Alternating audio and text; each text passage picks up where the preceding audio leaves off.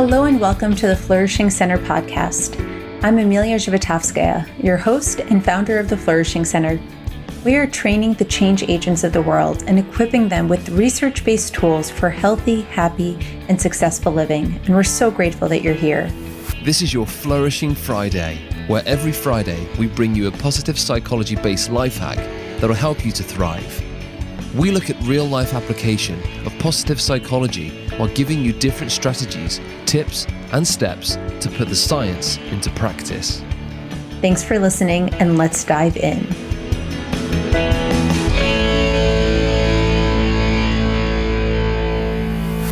Hello, everybody. For today's Flourishing Friday, we are talking about crying, tears, and the experience of sadness.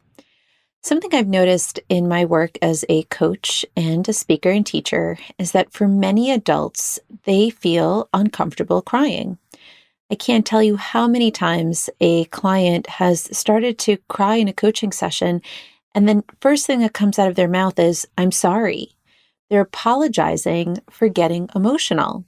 Same thing happens in our classroom setting in one of our positive psychology trainings. You'll have somebody share, somebody feels really emotional or feels really connected to something. And I've noticed that for some people, when they get emotional, their knee-jerk response is to apologize. Now, what does that mean? An apology is something that we usually give when we believe that we've caused harm. And so here's a person thinking that they're doing something wrong or hurting someone with the fact that they're crying. They're afraid to upset people. I think this is fascinating because it gives us an opportunity to look at a number of factors about tears and about sadness and about crying. It gives us an opportunity to look at, why do we cry? Why do we have tears? What does this do for our body? It gives us an opportunity to understand the social nature of crying and sadness and tears, and why do we cry in the first place? And it gives us an opportunity to ask if the way in which we interact with people's tears currently, if that comes from some programming that we received from childhood or in our culture, that's possibly worth retraining. So let's take a look at this. Do you remember the first time you cried? Well, it's likely that you don't actually remember it, but I can tell you when it happened. You were a baby, and it's very likely that it was right when you came out of the womb. Now, what do we usually do when a baby is crying? We try to console it. We try to hush it down. We try to make it feel better. And usually we hold a baby, we swaddle it when a baby's crying, and we go, shh, shh, shh, it's okay, you're going to be okay, everything's okay. And sometimes we rock the baby as we hum, as we sing. Maybe we bounce the baby a little bit to sort of create a sense of soothing, and we calm a baby down from why a baby is crying. Now, what's interesting is we tend to do the same thing when adults start to cry. We try to cheer them up and make them feel better. We say, it's okay, don't cry, it's all right, it's going to be okay, when someone seems to be really grief-stricken or really overwhelmed by their tears. I want to argue that we've been conditioned to treat tears and sadness for adults the way that we would a baby. We try to calm a person down and make them feel better. But in doing so, we often convey a message that it is wrong to feel sad and that there's something wrong with tears. And we start this with childhood. But first, let's take a look at, why does a baby cry? Babies cry typically because of one of 7 possible reasons. Babies cry because either they're hungry, they need to be held, they might be colicking, they may be tired and need rest, they might be too hot, too cold, diaper might be soiled, or they might need a nap. Those are generally the reasons why babies cry. As our brains develop and we mature into childhood and then later into adolescence and into adulthood, our experience of crying and tears becomes much more sophisticated. We no longer cry for those basic needs because we now can put ourselves to bed. We can change our own body temperature. We can take a nap. We can get ourselves our own food. We no longer need to communicate with the people around us to give us those basic needs through our tears. However, our tears do still serve a particular function. And we usually cry when we're sad because we feel that we have lost something. The emotion of sadness is paired with the behavior of grieving. And one of the ways that we grieve is through our tears. And if we were to go about trying to calm an adult down the way that we just try to calm a baby down, we're disregarding the fact that the reason we are crying in the first place is because there is sadness and there's grief and there's loss. So we need to go about sadness and tears in adulthood in a different way that we've been conditioned to treat sadness and tears and crying in childhood. First and foremost, we have to understand that crying is human and that tears are like our release valve. And according to Derek Whitney of Psych Central, he states that tears act as a safety valve by releasing excess stress hormones such as cortisol. If left unchecked, chronic elevated levels of these hormones can cause physical ailments and actually play havoc with our mood. As stress often precedes a good cry, the sense of calm that we feel afterwards is actually a result of the fact that we are releasing this hormone through our tears. Scientists have also discovered that the chemical composition of emotional tears are actually different than the types of tears that might come out of something like slicing onions. Emotional tears contain stress hormones. They're one of the ways that we actually wring the emotions out of our body. Imagine yourself as a saturated sponge, which I don't know about you, but when I'm stressed, when I'm overwhelmed, when I am heartbroken, I feel like I'm a saturated sponge of water. And sometimes one of the best ways to get myself unsaturated is to go for a run and sweat out the stress. Or sometimes cry it out and you feel better. You feel actually kind of exhausted after a good cry because you've actually released so much energy. And the fact that we have different types of chemicals in our tears of emotions than we do in tears such as those induced by like tear gas or slicing onions tell us that there is a self-care practice involved in allowing those tears out.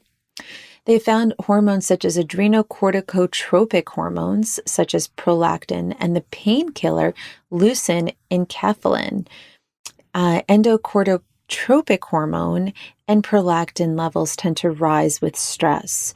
So when we release these chemicals, we're letting go of stress.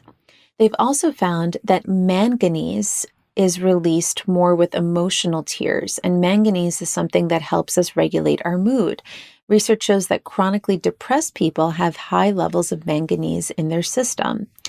All of this tells us that it's so healthy and so good to actually let ourselves cry. It's good for our health. It's good for our well-being. And oftentimes, I think the reason that we don't let ourselves cry is because we fear that the tears are going to overcome us, that we're going to get so emotional, we're going to be embarrassing, we're going to make other people feel uncomfortable. Or we fear that if we let ourselves really feel what we're feeling, that it would be so overcome with emotion that we wouldn't be able to put Humpty Dumpty back together again. But the truth is that most of us cry for just a few minutes at a time. We're not left crying for days and days and days and days and days. Actually, just being able to feel the sadness, cry and let it out, usually happens over just a few minutes, and we feel better afterwards. It's also important to understand the evolutionary role of our tears. There's a reason why we cry. Tears, when done in a social situation, tend to stimulate empathy in those around us. And researchers believe that the reason that we cry is that it actually signals vulnerability. And it signals vulnerability to those around us so that we can better bond and connect with them. When you have tears in your eyes, your vision is blurry. When your vision is blurry, you're less able to behave aggressively. Evolutionary psychologists believe that crying was a signal of submission to an attacker to say, I come in peace, I am submissive. And when you're around people who are not an attacker, it can evoke feelings of sympathy or even unity. We feel more connected to people when we feel them cry. I think this is one of the reasons why we actually apologize when we are in social situations and we're crying, because we know that us feeling sad is going to evoke a sadness emotion within someone else, but that's not a bad thing. Letting your guard down through tears tells the people around them that you trust them, and it helps them trust you and helps them be better able to identify with you and actually care with you. So it's not a bad thing when we cry in public. Obviously, we need to do it in healthy situations and healthy parameters so that you're not doing it in a place where it's inappropriate to cry. Like you may say, okay, if I'm in a board meeting with a client and I'm making a pitch, it's not the appropriate place to start breaking down in tears. However, talking to a good friend afterwards may be, or in a support group, or in a group where you know that your emotions are going to be held as sacred. So I want to conclude by reminding us that to feel is to be human.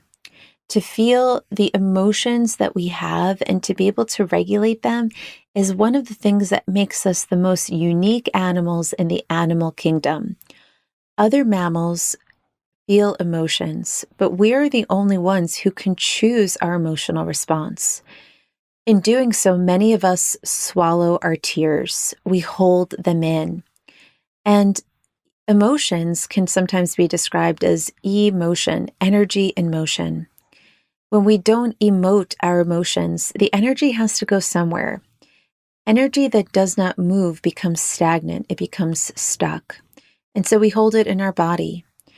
The yogis believe that we held our emotions in areas of our body energetically, in particular, our second chakra, which is the space underneath our belly button that goes from the front of our pelvis all the way back through our tailbone. They believe that this was the emotional center of the body. And for many of us, we hold what would otherwise be liquid nature of emotions, the ability to just have them move through us. And we hold those emotions in our body. Interestingly, the element for that second chakra is the water element. And I believe that when we are healthy and we are tuned to just feeling our emotions, letting us grieve when we are sad, feeling our losses when we have them, and just letting that water move through us in the form of tears, in the form of sweat, in the form of letting out our sadness, then we no longer hold on to those emotions. But when we don't let ourselves do it, when we swallow our tears and we hold them back, what happens is they do go into our body, but rather than the water just moving through us, the water freezes and it hardens and we become stiff and we hold on to these things in our body. And over time, we become diseased with our feelings. And if we get stuck in sadness, sadness becomes depression. Grief and sadness are natural human emotions. When we get depressed, it's when we get stuck in our sadness. And so if we had more tools for how to work with our sadness, we'd be less likely to get stuck in it. So my invitation to you is next time someone cries around you, don't jump to cheer them up or to try to get them to stop crying. Instead, breathe with them. Notice what they're feeling. You don't have to absorb their sadness in order to be connected to them. Just breathe with them. Just be present. Just hold, quote unquote, space for them. Give them a tissue. Give them a leaning in, a gentle glance, and just be with them. This is sort of like holding a bowl open for their tears. Catch their tears for them. You don't have to drink their tears. You don't have to make them yours. You don't have to absorb them. Just know that this too shall pass. And being with them in their sadness and comforting them through your presence can be one of the best things that you could do. And really appreciate this person that they have trusted you with their tears. Because remember, tears is one of the ways that we communicate trust. Next time you notice sadness come up for you, also breathe into it. Notice it. Don't swallow those tears. And you don't always get tears when you feel sad. Sometimes you just get a lump in your throat and you almost wish you could cry. You wish you could let it out. It doesn't always come out. But instead of gulping the tears that are in your throat down your throat into your belly and your heart and eventually into your pelvis, your second chakra. Just breathe into it. See if you could breathe in and wrap all of the sadness and that lump that you feel in your throat and your heart, wrap it up with your breath as you inhale, and as you exhale, breathe it out. Or if tears do come up, just let them out. Let them out in a way that is healthy, that is natural. And notice how much better you feel releasing those stress chemicals. And if we each do this, I believe fewer and fewer of us would get stuck in emotions, because the key to emotional health is being able to digest what you're experiencing. Take it in, chew it apart, absorb what you need, and get rid of what you don't. I hope this has given you a different perspective on the role of sadness, the role of tears, and can help you embrace this beautiful emotion that we have called sadness. And if you've enjoyed this episode, please, please, please help me have tears of joy rather than tears of sadness. Sign up to our podcast. Simply go to iTunes and click subscribe and leave us a quick review, because reviews, as you may know, is one of the best ways that we can get the word out on iTunes, that there are some valuable tools and skills that people can learn by listening to these podcasts. Your support means the world to us, and we would love, love, love if you could right now click subscribe and click that ratings, give us 5 stars, and tell us something that you appreciate about learning the science of positive psychology. Thanks for listening. This episode is brought to you by the 5i Change Agent Quiz. Our research shows that there are 5 personality types for people that love to help others. Take this short 20-item test to find out which type you are and download your free roadmap to learn about the obstacles your change agent type faces and how to overcome them. Learn more at theflourishingcenter.com/change agent. Thanks for listening. I hope you've enjoyed this podcast. I want to encourage you to tell us, what would you love to hear more about? Is there an area of positive psychology you would love to get some more information on in terms of the research? Give us a shout out at info@theflourishingcenter.com. Thank you so much for listening, and I wish you a wonderful, flourishing day.